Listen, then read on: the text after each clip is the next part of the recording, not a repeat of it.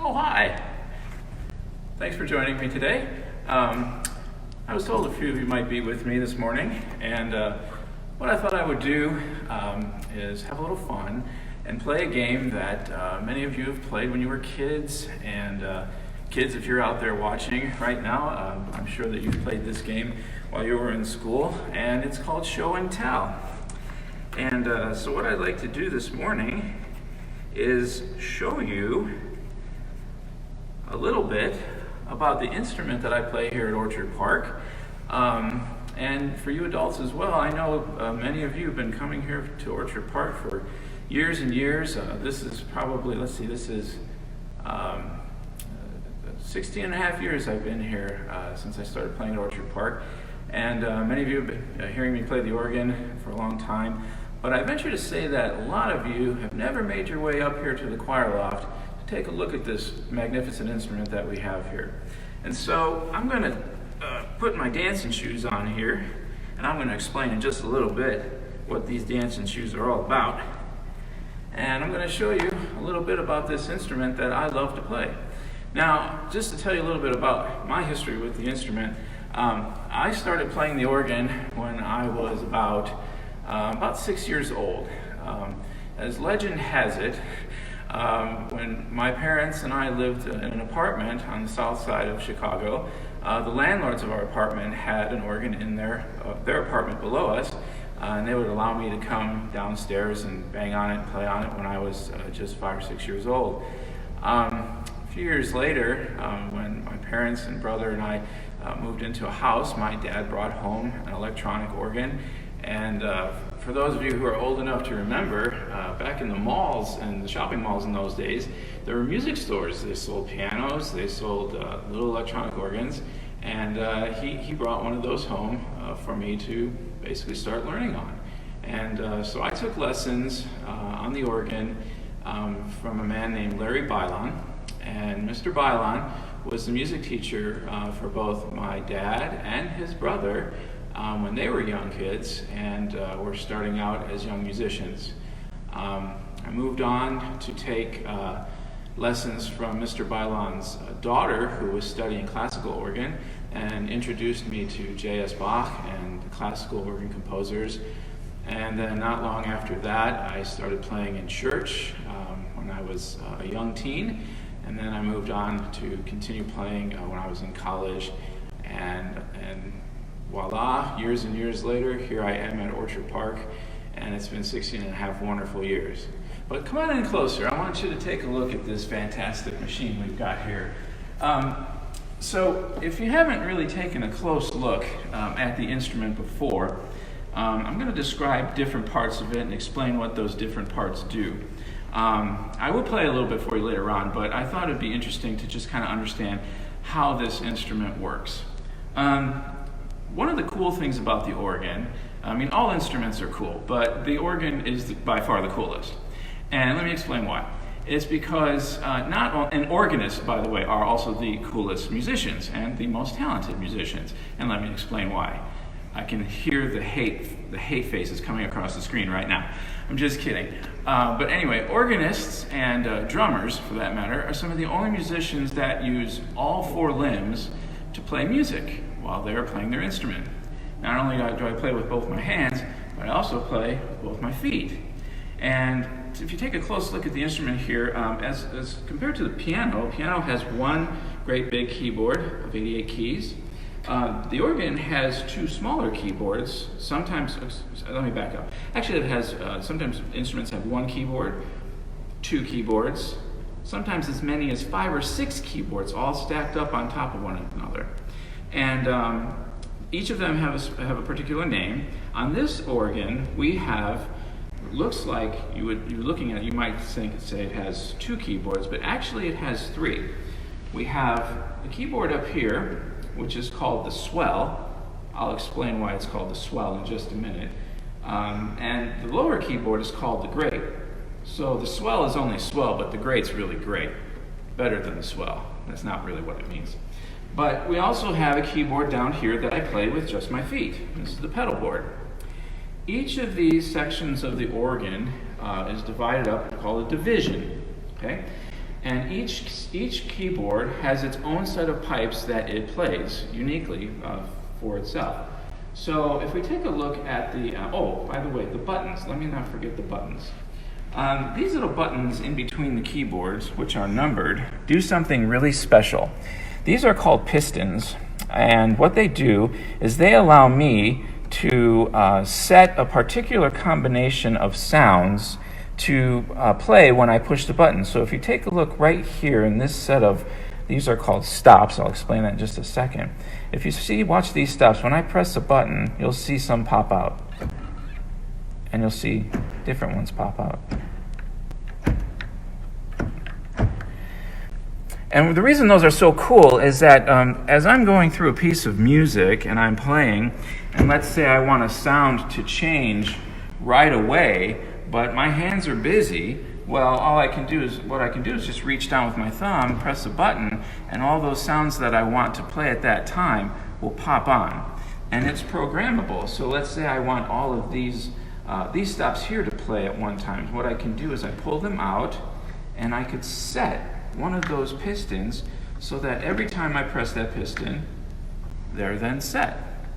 Now, organs more than 100 years ago or so that did not utilize electricity or electronics or circuitry or anything like that did not have systems like this.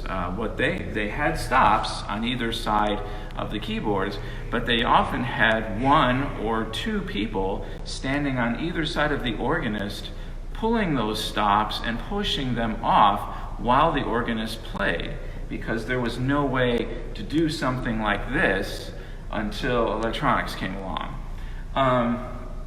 Speaking of electronics and electricity and so forth, it's also interesting to think that if you've ever seen pictures of really big organs in Europe and churches that are hundreds of years old, what's amazing to think is that those organs played and still play today, can play today, without any electricity whatsoever.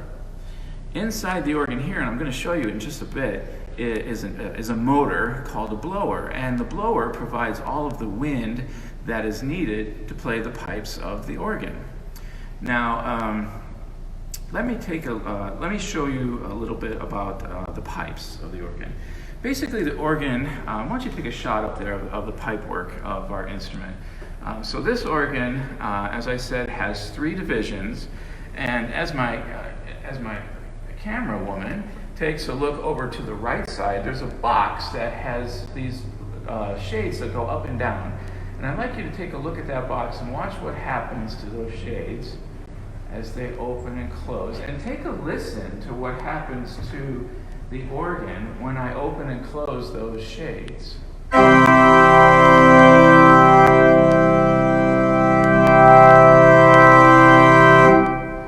So that division is called the swell division. It is able to swell with sound. It is the only division on this organ that is able to get loud and softer. So if you take a picture over here, let's take a look down at my feet, and let me show you some of the mechanics down here at the bottom of the instrument. Down here I have 2 pedals, and the way that I made that box, the swell shades, open and close is by opening, pushing, and closing this pedal. So as I do that, take a look at the shades again so you can see how those open and close. So this would be louder, and then this would be softest.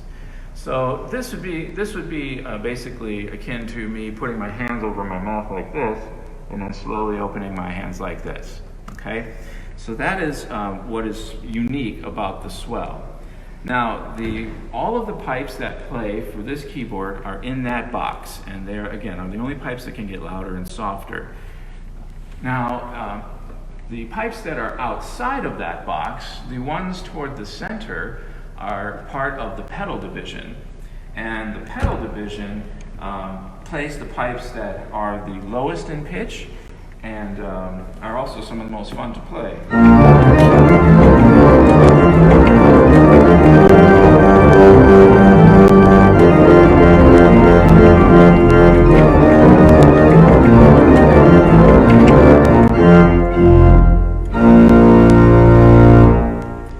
Now, back to my dancing shoes. So some organists will, not all, but many organists will wear special shoes when they play.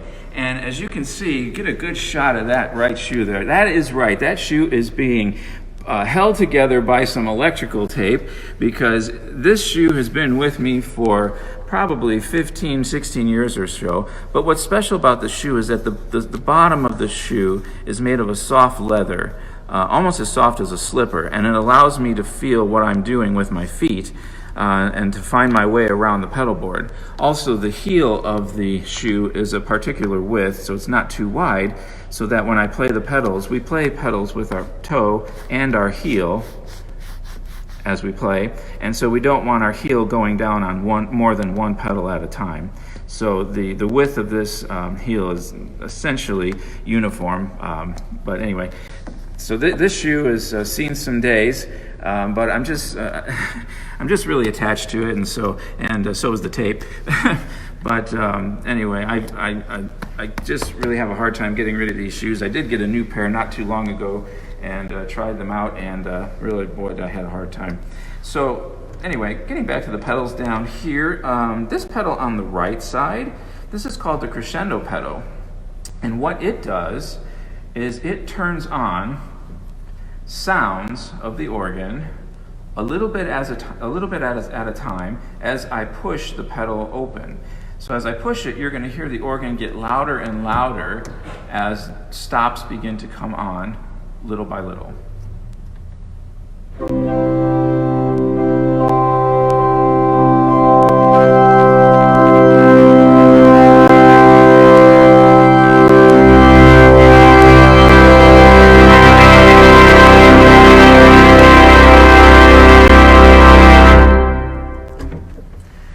So that's very useful if I want to build in sound, and I'm not really particular about exactly what stops are coming on. I just want more stops, more sounds to come on.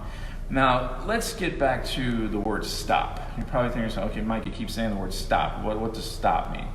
All of these knobs that you see on either side of the keyboard are called stops. The reason they're called a stop is because when they are pushed in, they stop the wind from being able to come up through the bottom of the pipes and play. When I pull the stop, I'm going to hold a few keys down here. When I pull the stop, you'll hear the notes play.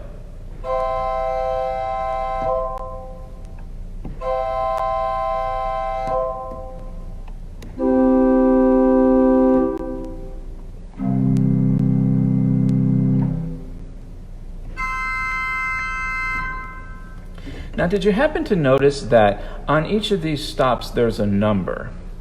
What's important to know about that number is that that number stands for the length of the pipe that is the lowest note in that rank of pipes. For this sound here, the bourdon, let's say the flute actually.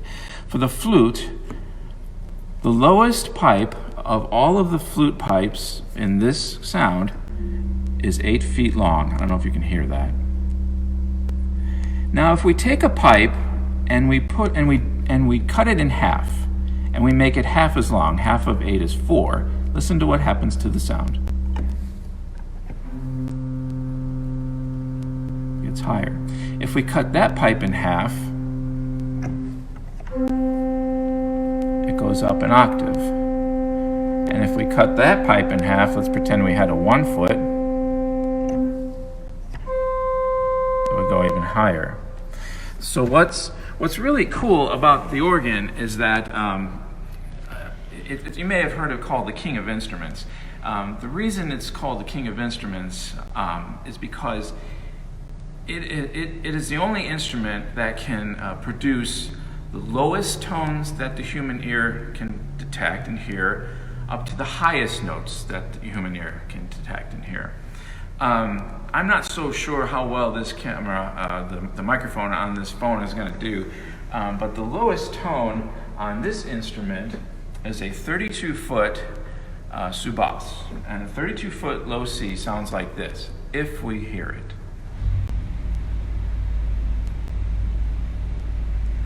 Probably just sounds like a lot of wind rushing through. But when you add that to other pedal stops,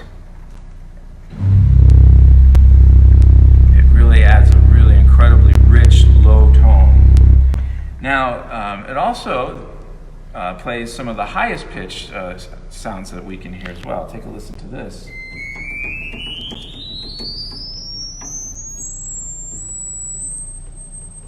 How would you like to spend your day tuning those? Speaking of tuning those, I think I've shown you just about everything here on this side of things. I'd like to borrow the camera from my camera woman, my beloved wife, and I would like to take it and show you all of the pipe work in our wonderful instrument here. This Goulding and Wood instrument is a 35 rank instrument. It has 35 different sounds that it can play. Each sound has its own collection of pipes.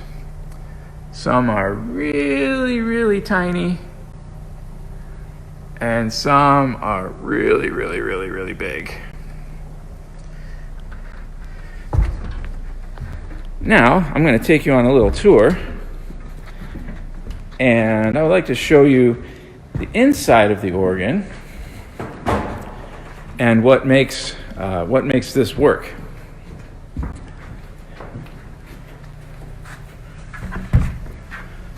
So this door takes us inside the instrument,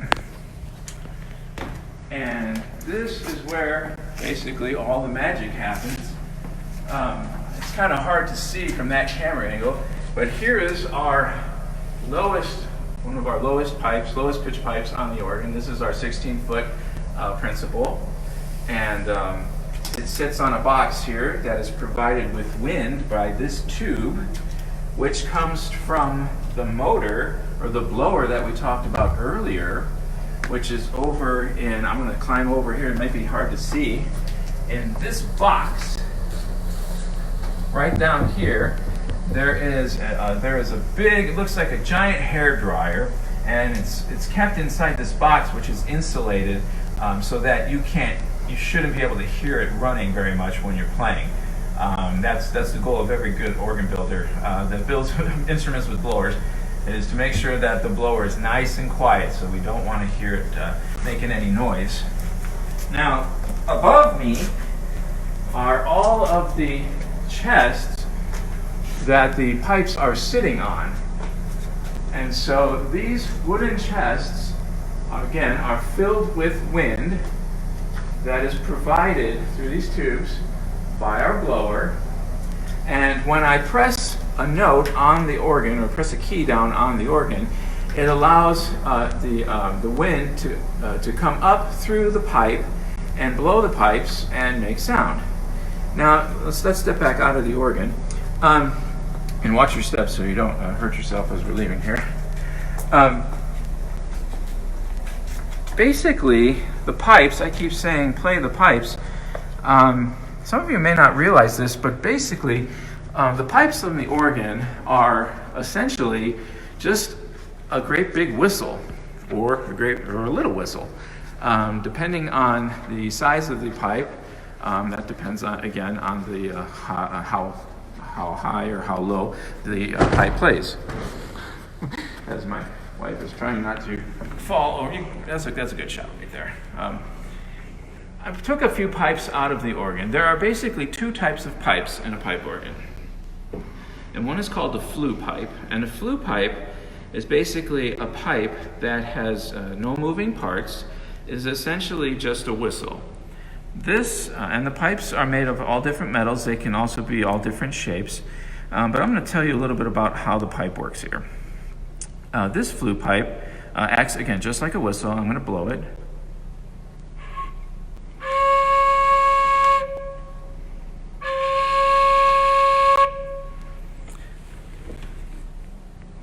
So the different parts of the flue pipe, this would be called the toe, and the little hole down here is called the toe hole.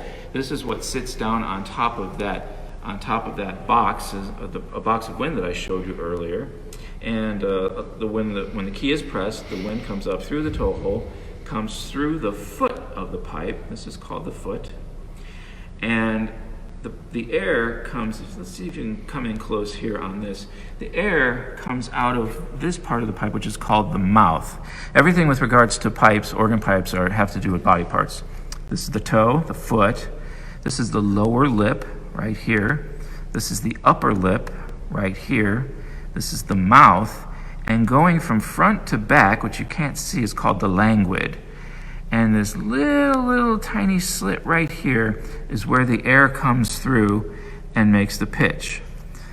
This part of the pipe is called the resonator, and depending on how long the resonator is, from the mouth to the top, is how high or low the pitch is.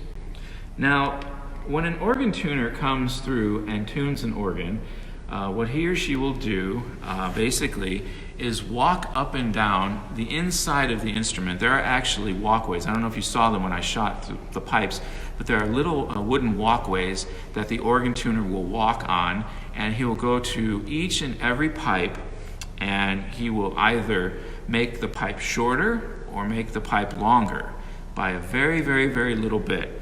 And by making the pipe shorter, if you remember what we talked about earlier, when the pipe is shorter, the pitch gets higher. So this piece of metal, and there are different ways of tuning pipes, but this particular pipe has what's called a tuning sleeve. And this little piece of metal right at the top actually slides up and down. You can kind of see how it's wrapped around the top of that pipe. So what the organ tuner will do is he'll come and he'll take his little tuning instrument and he'll tap that sleeve so it goes downward, which makes the pipe shorter, which makes the pitch higher.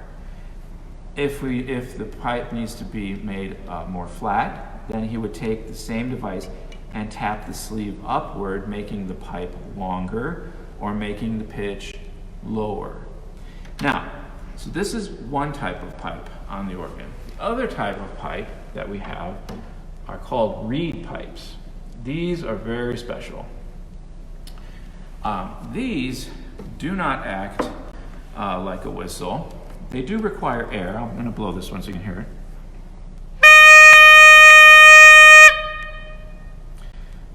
So this has a very particular sound to it. This is called, this is actually one of the notes from our trumpet division. Now this pipe has a very unique construction. Once again, body parts. We have the toe. Instead of the foot, this is now called the boot. Okay, this is the boot. This part, just like our flue pipe, is called the resonator. And this little wire sticking up right here is called the tuning wire. And the way that a tuner tunes this pipe is by taking his or her instrument and tapping that wire down or tapping that wire up.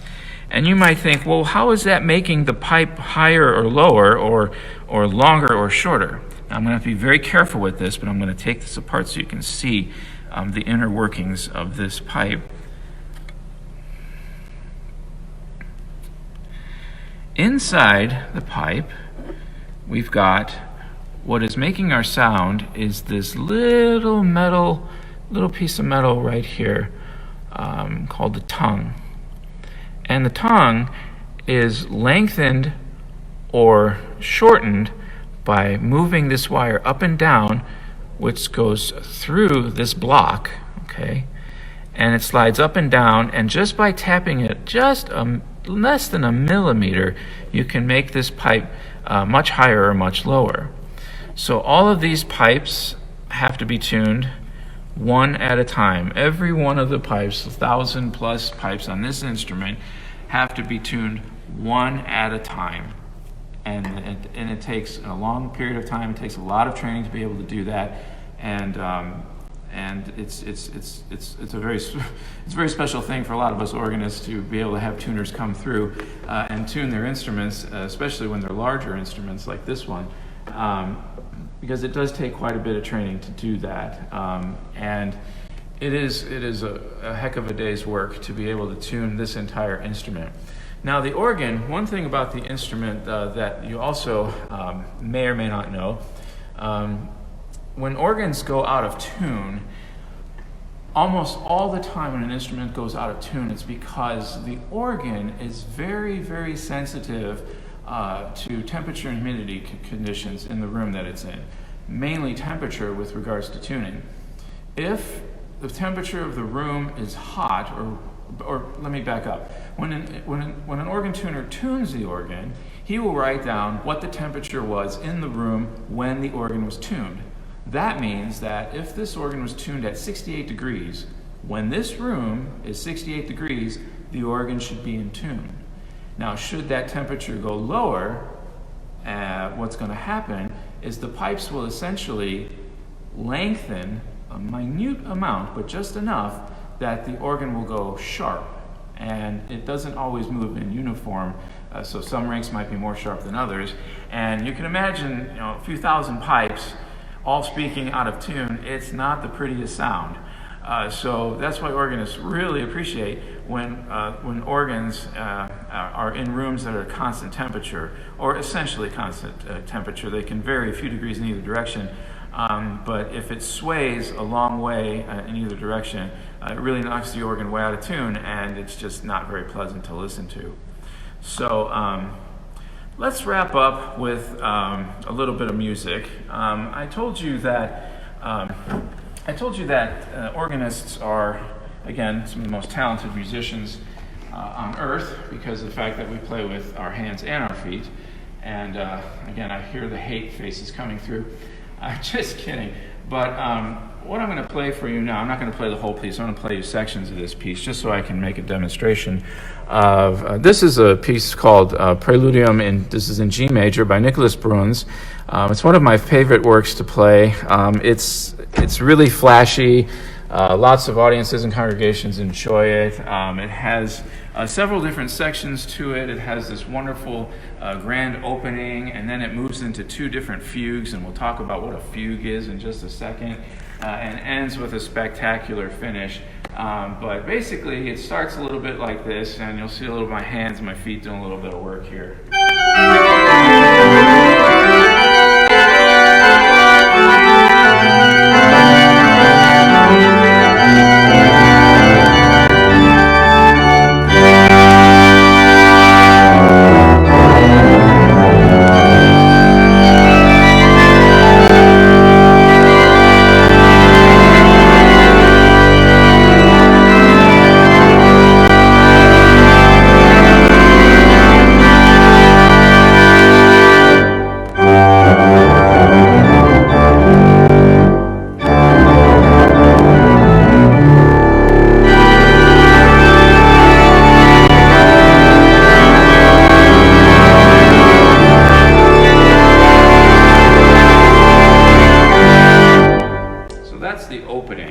As the piece goes on, we get this wonderful middle section called a fugue. Come on in closer, and I want you to take a look at something. What is a fugue? Now, a fugue, I'm going to make this a simple explanation because it can get quite complicated. But basically, a fugue is a piece of music that begins with a melody or a subject. And that subject, in this particular fugue, sounds like this.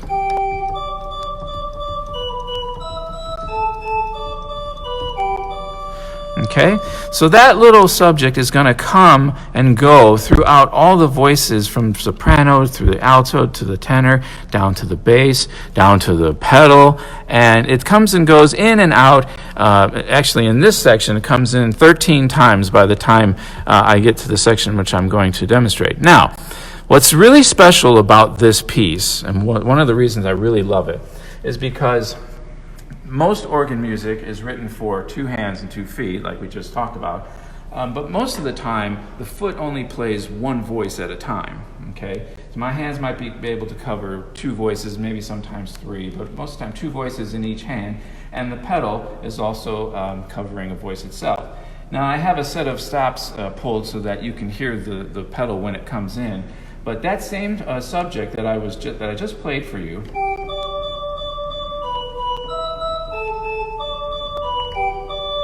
that same tune is going to be played by my feet.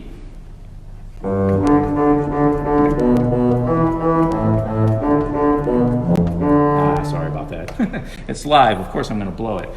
But anyway, but what's really cool about this piece is that not only does one foot take a theme, but also another foot plays. So we've got two voices going in either foot, or two voices going at the same time with both feet.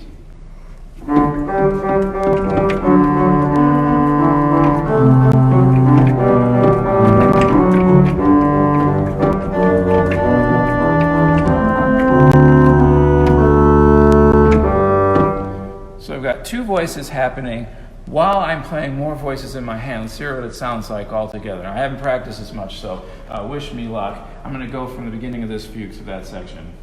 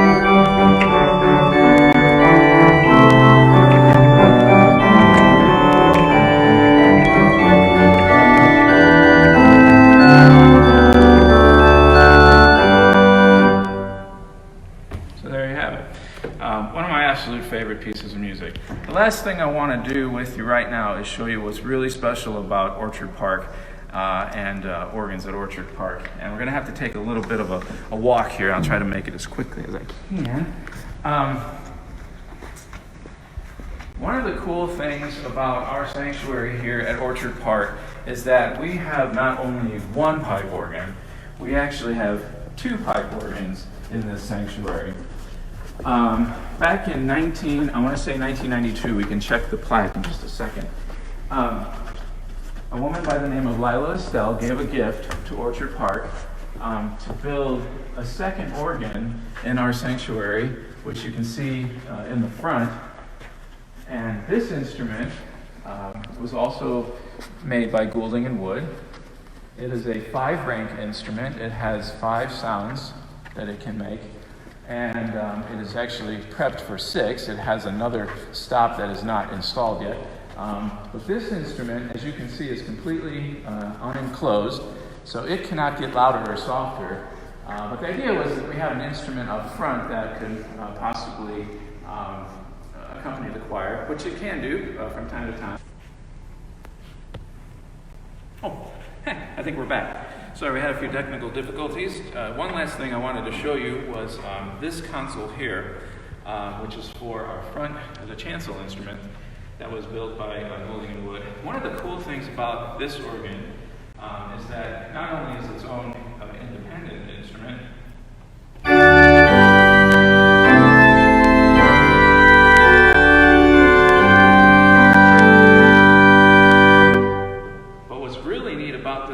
is that it's connected to the gallery organ, so that if I'm up front and I want to play, let's say, a hymn or something bigger controlling the back organ, I can actually play the choir loft organ from up in the Trying to read.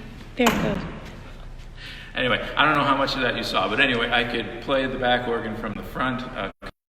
Really useful and really cool.